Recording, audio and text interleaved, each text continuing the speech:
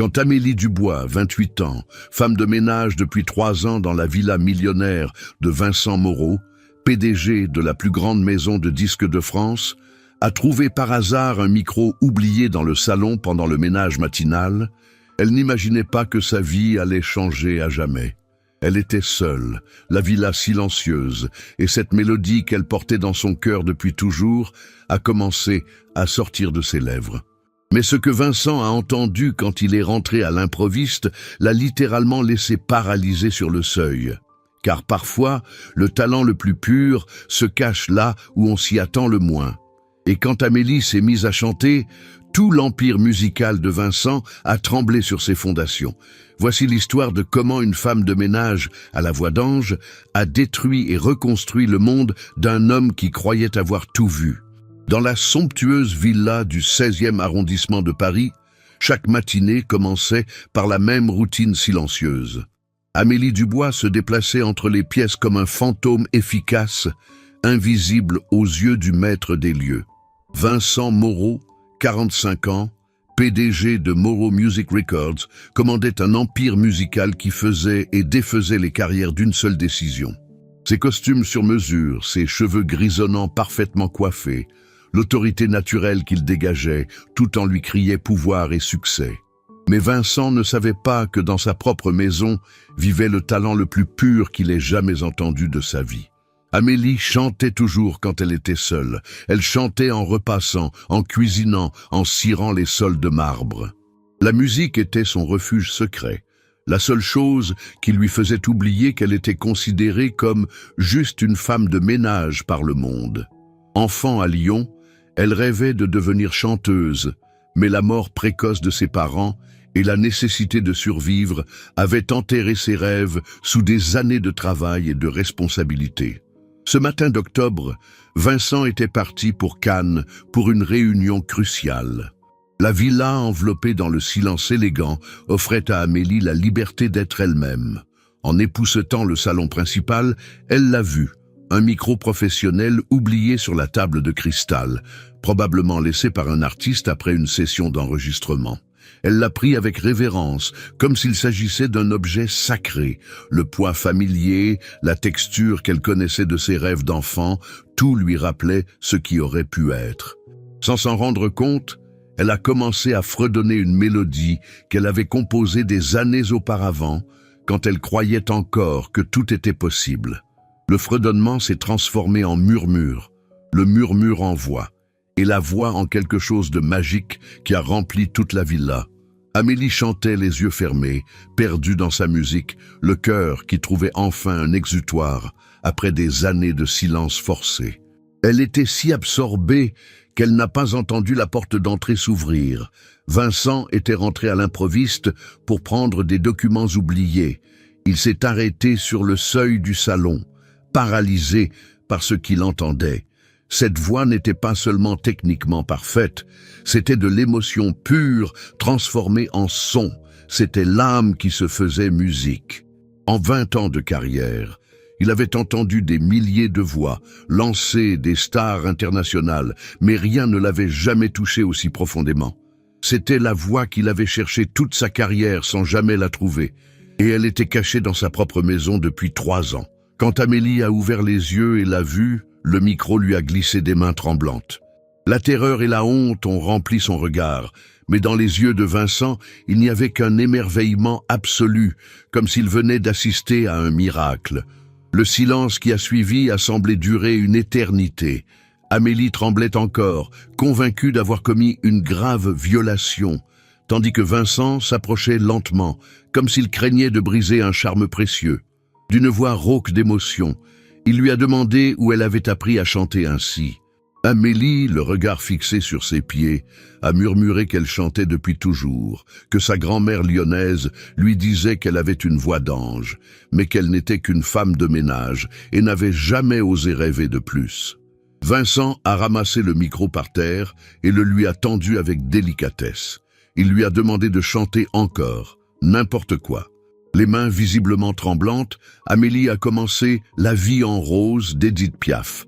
Mais son interprétation était quelque chose d'extraordinaire.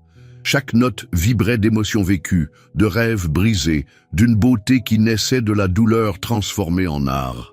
Vincent, homme habitué à toujours garder le contrôle de ses émotions, a senti ses yeux s'humidifier.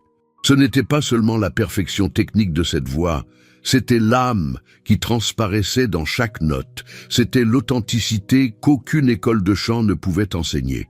Quand il a appris qu'Amélie travaillait dans sa villa depuis 3 ans sans qu'il ait soupçonné son talent, et qu'elle n'avait jamais essayé de devenir chanteuse parce qu'elle était convaincue que les rêves ne payaient pas les factures, Vincent s'est rendu compte qu'il était face à quelque chose d'irremplaçable. Pas seulement une voix extraordinaire, mais une histoire que le public adorerait. Son esprit d'entrepreneur musical a commencé à élaborer des possibilités à vitesse vertigineuse. La femme de ménage à la voix d'or, le talent caché découvert par hasard dans sa propre maison, c'était une histoire qui s'écrivait toute seule. Mais il se passait quelque chose de plus profond. En regardant Amélie, Vincent a senti se rallumer une passion qu'il croyait avoir perdue des années auparavant dans le cynisme des affaires. Cette voix lui rappelait pourquoi il avait commencé à faire de la musique. Pas pour l'argent ou le pouvoir, mais pour la beauté pure de l'art. Quand il lui a dit que tout pouvait changer, qu'elle pouvait devenir la plus grande chanteuse de France, il a vu dans ses yeux, pour la première fois depuis des années, une étincelle d'espoir. C'était le début d'une transformation qui changerait leurs 2 vies à jamais. Vincent arpentait nerveusement le salon, son esprit élaborant des possibilités infinies. Cette voix, cette pureté émotionnelle était exactement ce que le marché musical cherchait sans le savoir. Quand Amélie a protesté timidement qu'elle ne connaissait rien au monde professionnel, il l'a arrêtée. Ce qu'elle possédait ne pouvait pas s'enseigner, c'était un don né avec elle. Il a immédiatement appelé Pierre Rousseau, le producteur le plus respecté de France. L'homme est arrivé sceptique, mais quand il a entendu Amélie chanter, son expression a changé en quelques secondes. Les yeux se sont écarquillés, la bouche s'est ouverte, et quand elle a terminé, il est resté dans un silence absolu. Pierre, vétéran qui avait travaillé avec France Gall et Mylène Farmer, a murmuré avec incrédulité qu'il n'avait jamais rien entendu de tel en 30 ans de carrière. Avec cette voix, a-t-il dit, 1 semaine suffisait pour une démo. Mais il a averti. Le monde de la musique était impitoyable pour quelqu'un qui venait de nulle part. Pour la première fois, Amélie a levé les yeux avec une détermination ferme. « J'ai vécu dans l'ombre toute ma vie. Si je peux faire entendre ma voix au monde, je veux essayer. » Vincent a souri. Il avait trouvé son étoile. En 1 semaine, la villa s'est transformée en studio d'enregistrement. Le salon élégant, rempli de micros et de tables de mixage, tandis qu'Amélie subissait la métamorphose la plus incroyable. Fini l'uniforme de femme de ménage, fini la queue stricte. Maintenant, elle portait des jeans et des t-shirts, les cheveux lâchés, les yeux brillants d'une lumière jamais vue. Pierre l'entraînait pendant des heures, lui faisant découvrir des nuances vocales qu'elle ne savait même pas posséder. Vincent observait fasciné la transformation quotidienne. Non seulement la voix grandissait, mais elle s'épanouissait comme personne, la timidité cédant place à une assurance naturelle. Le moment magique est arrivé avec « Au-delà des étoiles », la ballade que Pierre a écrite pour elle. Elle parlait de rêves cachés et de renaissance, l'histoire d'Amélie transformée en musique. Quand elle l'a interprétée, Vincent a senti des frissons. Elle chantait son autobiographie, insufflant une émotion pure dans chaque mot. Pierre a déclaré la prise parfaite, incrédule de la magie qu'il venait de capturer. Vincent a annoncé qu'en 2 jours, la démo irait aux radios, changeant à jamais la vie d'Amélie. Mais en parlant, il s'est rendu compte que son existence aussi changeait. Voir Amélie se redécouvrir lui rappelait l'amour pur pour la musique qu'il croyait perdue. Mercredi matin à 8h30, Radio France a diffusé « Au-delà des étoiles » pour la première fois. Vincent et Amélie, trop nerveux pour petit déjeuner, écoutaient le cœur battant dans la cuisine de la villa. Quand la voix d'Amélie a rempli la cuisine via la radio, elle s'est couverte le visage, submergée. C'était vraiment sa voix qui atteignait des milliers de foyers français. La réaction a été foudroyante. Le téléphone de Vincent a sonné sans arrêt. Pierre annonçait que les réseaux sociaux explosaient avec 5000 partages en une demi-heure. Radio France déclarait que le Standard explosait de demandes. Toutes les radios nationales appelaient pour des informations sur cette mystérieuse Amélie Dubois. L'après-midi, au-delà des étoiles, était viral partout. Les commentaires unanimes, tous voulaient savoir qui était cette voix incroyable. La réunion d'urgence chez Moreau Music était chaotique. Sylvie a annoncé des chiffres vertigineux. Trending topic national en 24 heures, Spotify appelant pour des interviews exclusives, même l'Eurovision intéressée. Amélie a pâli en entendant le concours, mais quand Vincent lui a demandé si elle était prête, elle a répondu honnêtement « Je ne sais pas si je suis prête, mais si la France veut entendre ma voix, je chanterai ». Ce soir-là, Vincent lui a annoncé ses débuts télévisés. Le lendemain, elle serait chez Michel Drucker, devant 5 millions de téléspectateurs. La France entière allait la connaître. Les coulisses de Vivement Dimanche pulsaient d'activité frénétique. Amélie était assise dans le fauteuil maquillage, les mains tremblant visiblement, tandis que la maquilleuse donnait les dernières retouches. Vincent était à ses côtés, essayant de transmettre le calme par sa seule présence, mais lui aussi était nerveux pour ce que représentait cette soirée. Quand elle a avoué sa peur des 5 millions de téléspectateurs qui allaient la juger, Vincent l'a rassurée avec douceur, lui rappelant que toutes ces personnes attendaient de tomber amoureuses de sa voix, exactement comme cela lui était arrivé quelques jours plus tôt. Michel Drucker est entré dans la loge avec ce sourire rassurant qui le rendait aimé dans tout le pays. Après s'être présenté, il lui a confié un secret du métier.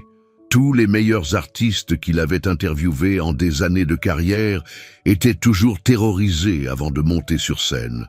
La peur signifiait que cela lui tenait vraiment à cœur, et c'était bon signe. Il lui a demandé à quoi elle pensait quand elle chantait, et Amélie a fermé les yeux un moment avant de répondre. Elle pensait à sa grand-mère, qui lui avait toujours dit que la musique était le langage universel de l'âme, et que si on chante avec le cœur, on arrive droit au cœur de quiconque écoute. Michel a souri, comprenant immédiatement qu'il avait face à lui une personne authentique. Il lui a dit de penser exactement à sa grand-mère quand elle monterait sur scène, de chanter avec le cœur et que tout le reste viendrait naturellement. 15 minutes plus tard, Amélie se trouvait sur le plateau du studio télévisé le plus célèbre de France. Les éclairages étaient éblouissants, les caméras pointées sur elle comme des canons, le public dans un silence religieux. L'émotion était si intense qu'elle a pensé un moment ne pas pouvoir parler. Mais Michel l'a guidée avec maîtrise à travers son histoire. Amélie a raconté la grand-mère lyonnaise, les rêves d'enfant, la nécessité de travailler comme femme de ménage, Vincent qui l'avait découverte par hasard avec un micro oublié. Elle a parlé de comment la vie peut changer en un instant quand on s'y attend le moins, quand le destin décide de frapper à votre porte. Le public du studio était complètement captivé. On n'entendait pas une mouche voler, chaque personne concentrée sur cette fille qui racontait une histoire si authentique et émouvante. Quand est venu le moment de chanter Au-delà des étoiles, Amélie a pris le micro et fermé les yeux. Pendant un instant, tout a disparu. Les caméras, le public, la pression. Il n'y avait qu'elle, sa voix et le souvenir de sa grand-mère qui lui souriait depuis le ciel. Tu aimes cette histoire, Makwa? Laisse un petit like et abonne-toi à la chaîne. Maintenant, reprenons la vidéo. Elle a commencé à chanter, et cette magie que seul le grand art sait créer s'est produite. Sa voix a rempli le studio, mais aussi les salons de millions de Français collés à leur télévision. Elle était puissante mais délicate, techniquement parfaite mais profondément humaine, professionnelle mais incroyablement authentique. Quand la dernière note s'est éteinte dans le silence, il y a eu quelques secondes de suspension totale. Puis le public a explosé en applaudissements qui semblaient ne jamais vouloir finir, une ovation qui faisait trembler les murs du studio. Michel avait les yeux humides d'émotion, et Vincent aussi, qui regardait depuis les coulisses, s'est essuyé une larme. Ça avait été plus qu'une simple prestation, c'était de l'art pur, transmis en direct national. Les réactions sur les réseaux sociaux ont été immédiates et dévastatrices. Amélie Dubois est devenue trending topic mondial en quelques minutes. Les commentaires se multipliaient par milliers à la seconde, tous unanimement enthousiastes. Mais celui qui a le plus marqué Vincent est venu de Céline Dion, qui a tweeté un message de bienvenue dans la grande famille de la chanson française. Cette soirée a officiellement marqué la naissance d'une étoile, et la France en était tombée éperdument amoureuse. 3 mois après cette soirée télévisée qui avait changé son existence à jamais, Amélie Dubois était devenue le phénomène musical le plus disruptif que la France ait connu ces 20 dernières années. Au-delà des étoiles, était restée fermement en tête de tous les classements pendant 10 semaines consécutives, l'album Renaissance avait vendu plus d'1 million d'exemplaires le premier mois, et les billets de ses concerts s'arrachaient en quelques minutes. Mais le succès extraordinaire avait apporté avec lui un prix que personne n'avait prévu ou considéré. Dans le luxueux penthouse du centre de Paris que Vincent lui avait offert, Amélie regardait avec une expression mélancolique les gros titres des journaux éparpillés sur la table. Amélie Dubois, la Cendrillon de la musique, de la Serpillière au micro, le miracle français, la femme de ménage qui a conquis le monde. Elle ne pouvait plus sortir de chez elle sans être assaillie par des hordes de paparazzi et de fans. La veille, une simple tentative d'aller faire les courses s'était transformée en cauchemar avec 20 photographes qui la suivaient dans la rue. Sa vie privée était devenue propriété publique. Chacun de ses mouvements était scruté et commenté. Vincent, qui venait la voir chaque soir, a immédiatement remarqué les changements. En 3 mois, Amélie était physiquement différente.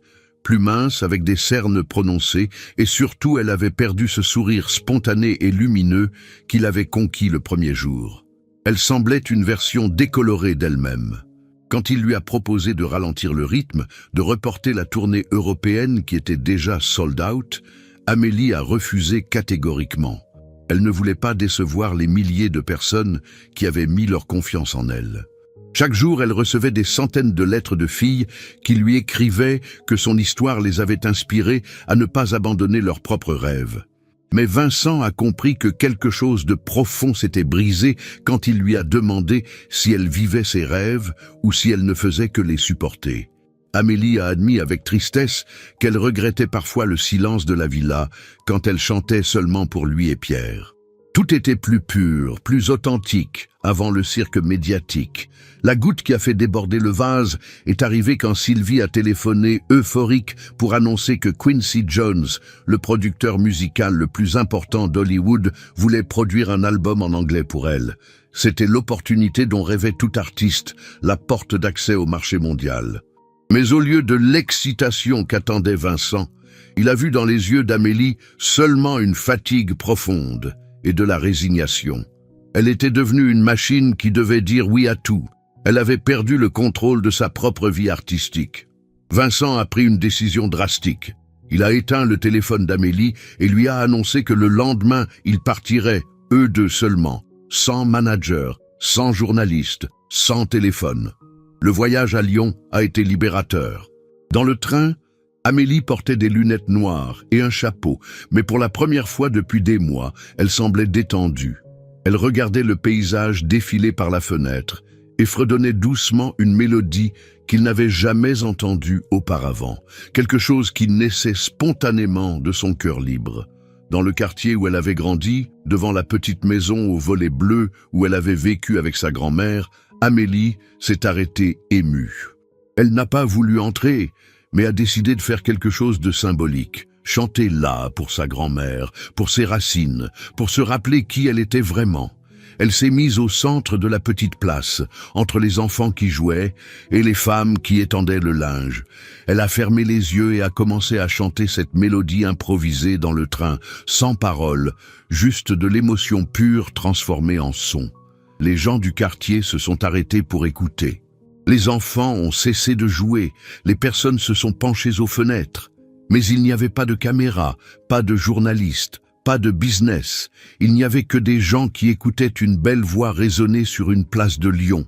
comme cela se passait depuis des siècles dans la tradition musicale française. Un vieil homme s'est approché à la fin et l'a félicité pour sa voix angélique. Amélie a souri, et Vincent s'est rendu compte que c'était le premier sourire authentique qu'il lui voyait depuis des mois. En retournant vers la gare, Amélie a pris une décision qui allait tout changer à nouveau. Elle voulait faire les choses différemment. Moins de télévision, moins d'interviews, moins de cirque médiatique. Elle voulait se concentrer seulement sur la musique, sur la pureté de l'art qu'elle avait redécouverte sur cette place lyonnaise. Vincent l'a prévenue qu'elle perdrait probablement beaucoup d'argent et d'opportunités, mais Amélie a répondu avec détermination qu'elle préférait gagner son âme. À ce moment-là, Vincent a compris qu'il était éperdument amoureux de cette femme courageuse qui avait choisi l'authenticité par-dessus tout. 1 an après ce voyage révolutionnaire à Lyon, qui avait redéfini leurs priorités, Amélie et Vincent étaient assis dans le même salon où tout avait commencé. Mais maintenant, l'espace avait pris une signification complètement différente. Ce n'était plus le salon élégant d'une villa de luxe où vivaient patrons et femmes de ménage, mais le cœur battant du foyer qu'ils partageaient comme couple amoureux. Amélie avait pris des décisions courageuses pour sa carrière. Elle avait refusé les tentations d'Hollywood et les offres millionnaires, choisissant plutôt un chemin artistique unique, des concerts intimes dans des théâtres historiques de France, des albums enregistrés dans la tranquillité de la villa avec Pierre, et surtout, elle avait ouvert une école de chant entièrement gratuite pour les jeunes, sans moyens financiers. Sa célébrité n'avait pas diminué, mais avait acquis une dimension plus profonde et respectée. Elle était devenue un symbole d'authenticité dans un monde musical souvent superficiel, un exemple de comment on pouvait réussir en restant fidèle à ses propres valeurs. Blottie dans les bras de Vincent sur leur canapé, Amélie a confessé une vérité qui la surprenait chaque jour. Elle ne regrettait rien de son passé, même pas les jours où elle était simplement sa femme de ménage. Car si elle n'avait pas vécu cette vie d'invisibilité, Vincent n'aurait jamais découvert sa voix par hasard et elle n'aurait jamais découvert l'amour de sa vie. Vincent lui a révélé la philosophie qu'il avait mûrie à travers leur expérience commune. Le véritable succès dans la vie ne consistait pas à vendre des millions de disques ou à remplir d'énormes stades, mais à trouver quelqu'un qui vous aime pour ce que vous êtes vraiment, au-delà de ce que le monde voit ou projette sur vous. Dans un geste spontané, Amélie s'est levée et s'est dirigée vers le piano que Vincent lui avait acheté. Elle a commencé à jouer une mélodie douce et mélancolique qu'il n'avait jamais entendue auparavant. Elle a expliqué qu'elle avait écrit cette chanson en pensant à lui et qu'elle s'intitulait simplement « Chez nous ». Pendant qu'elle chantait des vers qui parlaient de comment elle n'avait jamais su ce que signifiait vraiment être chez soi jusqu'à ce qu'elle le trouve, de comment chaque jour de leur vie ensemble était devenu une mélodie, Vincent a senti ses yeux se remplir de larmes d'émotion. Quand la chanson s'est terminée dans le silence chargé d'émotion, Vincent l'a rejointe au piano en déclarant que c'était la composition la plus belle qu'elle ait jamais créée. Amélie a souri en expliquant qu'elle était si authentique parce qu'elle était complètement vraie. Puis, avec une spontanéité qui l'a pris complètement au dépourvu, Amélie lui a demandé de l'épouser. Elle voulait une cérémonie simple et intime, juste là dans le salon où tout avait commencé. Pas de journalistes, pas de caméra, pas de cirque médiatique. Seulement eux, Pierre comme témoin, et peut-être l'abbé François de la petite église du quartier. Vincent, encore sous le choc de la demande inattendue, a objecté en plaisantant sur leurs 15 ans de différence et la complexité de son passé. Mais Amélie a répliqué avec sagesse qu'elle était une ancienne femme de ménage devenue chanteuse par pur hasard, et lui un entrepreneur qui avait redécouvert l'amour à travers la musique. Ils étaient tous les deux impossibles et imparfaits, et c'était exactement pour cela qu'ils étaient parfaits ensemble. 2 mois plus tard, ils ont célébré le mariage exactement comme Amélie l'avait rêvé. Une cérémonie simple et émouvante dans le jardin de la villa, entourée seulement par les amis les plus chers. Amélie portait une robe blanche, choisie dans une petite boutique parisienne, refusant les propositions de créateurs célèbres. Pierre a joué au-delà des étoiles pendant qu'elle traversait le jardin pour rejoindre Vincent. Pendant la cérémonie, quand l'abbé François a demandé à Vincent s'il voulait prendre Amélie pour épouse légitime, il a répondu le cœur sur la main qu'il la voulait depuis qu'il l'avait entendue chanter pour la première fois. Et quand ce fut le tour d'Amélie, elle a déclaré qu'elle le voulait depuis qu'il lui avait fait comprendre que sa voix avait une valeur inestimable. Ce soir-là, pendant qu'ils dansaient lentement dans le jardin sous un ciel étoilé, Vincent a murmuré à l'oreille d'Amélie quelle serait sa partie préférée de toute leur histoire quand il la raconterait à leurs petits-enfants. Avoir trouvé l'amour de sa vie dans sa propre maison. Avoir vécu sous le même toit pendant 3 ans sans jamais s'en apercevoir. Amélie a éclaté de ce rire pur et cristallin qu'il avait conquis dès le premier jour, avouant qu'elle raconterait toujours avoir trouvé l'homme qui avait cru en ses rêves les plus impossibles quand même elle n'y croyait plus. Pendant qu'ils continuaient à danser enlacés, ils ont entendu des applaudissements chaleureux provenant des immeubles environnants. C'était tout le quartier qui s'était penché aux fenêtres et aux balcons pour applaudir le mariage de leur Amélie. Il n'y avait pas de paparazzi ou de magazine People pour immortaliser le moment. Il n'y avait que des gens ordinaires qui célébraient avec joie sincère l'amour authentique. La femme de ménage qui avait trouvé par hasard un micro et s'était mise à chanter avait découvert quelque chose d'encore plus précieux que la célébrité mondiale.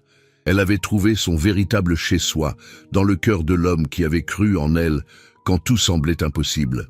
Si l'histoire d'Amélie et Vincent vous a fait battre le cœur et vous a fait croire que les plus beaux rêves naissent quand on s'y attend le moins, écrasez ce bouton like de toutes vos forces et partagez cette magie. Montrez au monde que vous croyez encore au miracle de l'amour et du talent caché. Racontez-nous en commentaire quel est le rêve secret que vous gardez dans le tiroir de votre cœur. Avez-vous déjà pensé que votre talent était trop petit pour le monde? Amélie nous a prouvé. Oh, qu'il n'est jamais trop tard pour briller. Vos commentaires pourraient inspirer quelqu'un à croire en lui-même.